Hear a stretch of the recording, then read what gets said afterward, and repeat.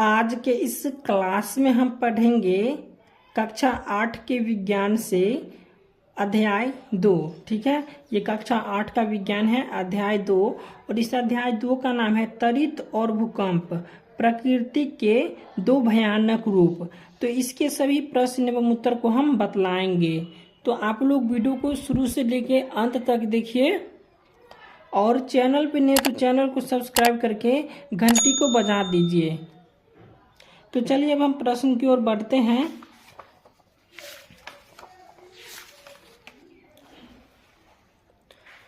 तो यहाँ पे अभ्यास दिया हुआ है। ठीक है, ये अध्याय 2 का अभ्यास दिया हुआ है। पहला क है कि सजातीय आवेश एक दूसरे को क्या करते हैं, विकर्षित करते हैं। ठीक है, यहाँ पे भर दीजिएगा विकर्षित या प्रतिकर्षित, दोनों में से किसी एक को भरना है। उसके बाद यहाँ पे ख में है विजातीय आवेश एक दूसरे को आकर्षित करते हैं, समझ गए। उसके बाद ग में है त्वरित चालक त्वरित से भवन की त्वरित से सुरक्षा प्रदान करते हैं। उसके बाद घ में है भूकंप की तीव्रता का मापन रिक्टर स्केल से किया जाता है। ठीक है, अब इसके बाद क्या है, लघुत्तरीय प्रश्न है।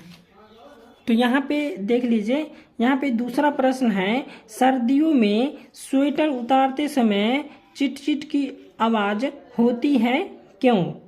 तो इसका उत्तर हम लिखेंगे कि सर्दियों में ऊनी स्वेटर हमारे शरीर से रगड़ाने पर आवेशित हो जाते हैं।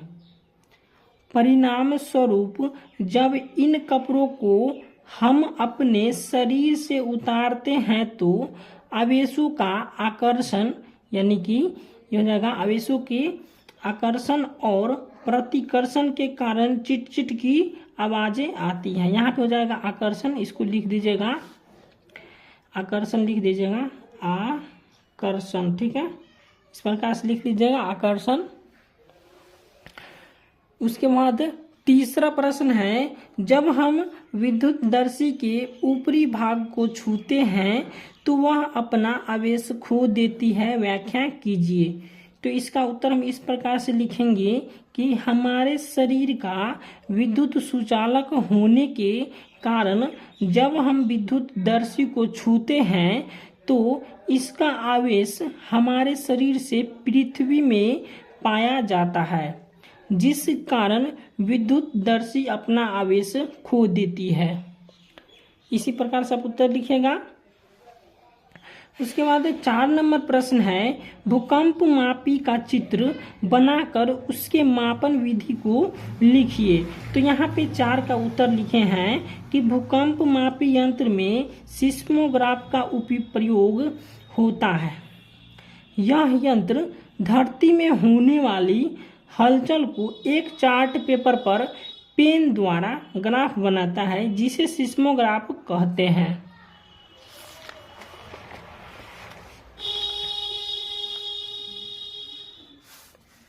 तथा इसके रिक्टर पैमाने को जो 10 से 20 और 20 से 30 अंतराल पर होते हैं उसे रिक्टर पैमाने कहते हैं। यह आमतौर पर विशेषशालाओं में हमेशा प्रयोग रूप में लगा होता है। ठीक है, तो इसका क्या करना है, भूकंप मापी का चित्र बनाना है। तो आपकी किताब में दिया हुआ है।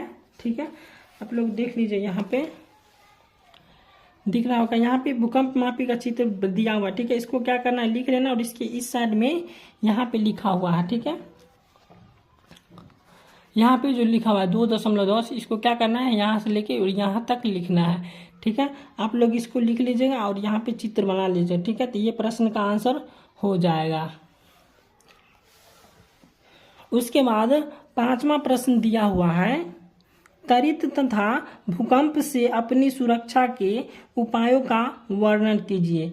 तो इसका उत्तर हम लिखे हैं, पहले त्वरित से लिख दिए हैं, उसके बाद हम भूकंप का लिख दिए। ठीक है, तो यहाँ से 1 से लेके 3 तक हो जाएगा त्वरित का, उसके बाद यहाँ 4 से लेके 5 तक हो जाएगा भूकंप का। तो पहले हम त्वरित का पढ़ लेते हैं। तो इसका उत्तर लिखे पहला, त्वरित झंझा अथवा तूफान के समय खुला स्थान सुरक्षित नहीं होता है। उसके बाद 2 में लिखे हैं किसी घर अथवा छत के अंदर की जगह ही सुरक्षित स्थान है। उसके बाद तीसरा हो जाएगा, यदि आप किसी बस, कार आदि में यात्रा कर रहे हो तो उसकी खिड़कियां, दरवाजे आदि बंद कर उसके अंदर रहना ही सुरक्षित है।